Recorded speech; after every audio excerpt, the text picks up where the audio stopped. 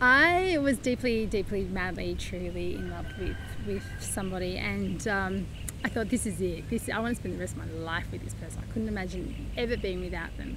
And circumstances changed, and we ended up breaking up. I ended up realizing that I needed to break up with this person.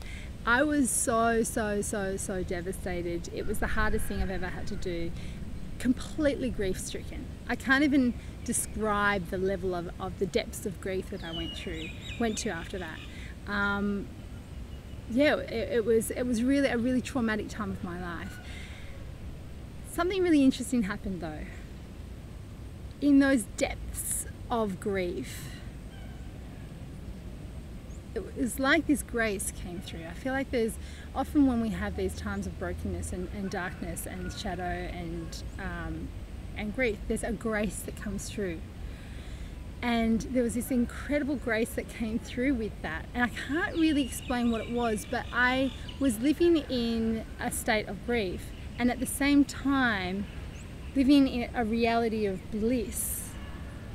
It just seems like this crazy juxtaposition of the two opposites.